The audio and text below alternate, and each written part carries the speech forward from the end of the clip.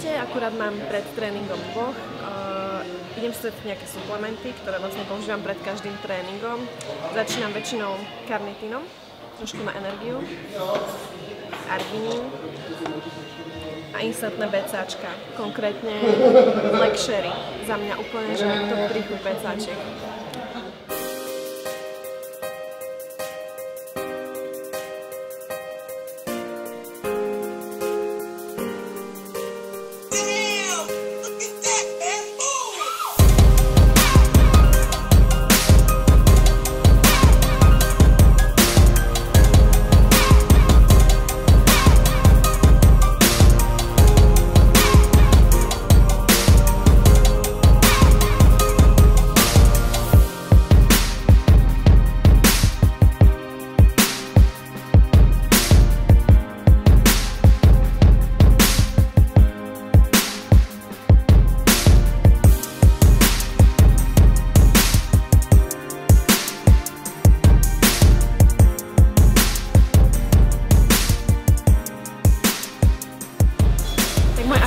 Tréningový plán je v podstate taký dosť flexibilný.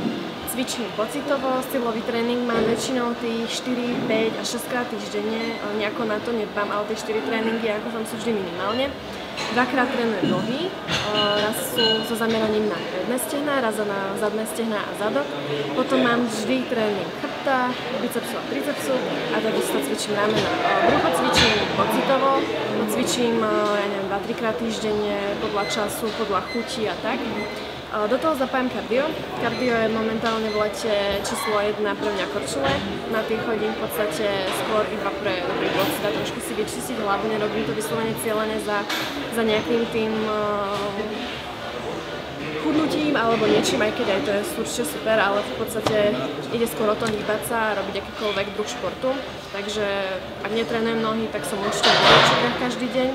A ďalší tréning mám MMA, kedy vlastne zapájam či už nejaké tie kruhové tréningy, v podobe tabaty sú tam, ďalej samozrejme box a klasické také tie občas silové tréningy, ktoré vlastne na konci tréningu vždy zaposilujem, ale v podstate momentálne trénujem tak bez nejakého extra systému, skôr sa snažím teda hýbať a mám to momentálne tak rada, je to také úplne necielené a je to príjemné, užívam si to.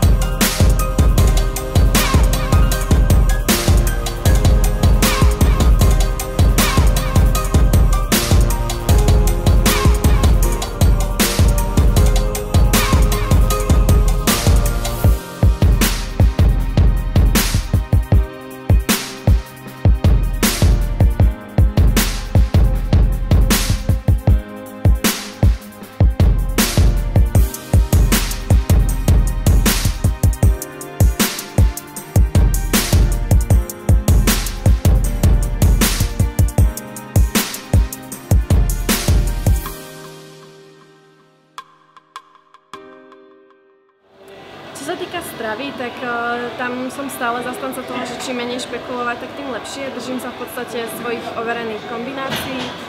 Ráno mám v podstate vajíčka, živé chlebíky a kúsok prošuta. Potom mám dvakrát za deň kuracie stehná s ryžou a s zeleninou. A večer mám buď nejaký tvárok, alebo znova kuracie prsia teda s ryžou. Čiže takisto počas celého dňa príjmam komplexné sacharidy. Momentálne mi skôr vyhovuje dieta alebo povedzme strava, kedy mám viac tukov a menej sacharidov. Mám pocit, že nie som tak hladná, mám trošku viac energie a v podstate bielkoviny držím nejako tak konštantne okolo tých 2 gramov na kilo. Čo sa týka regenerácie, tak momentálne sa už asi pol roka sústredím na to, aby naozaj som dbala aj na to, lebo tých tréningov mám teda dosť. Takže chodíme 2 až 4 krát týždenne s priateľom do sauny.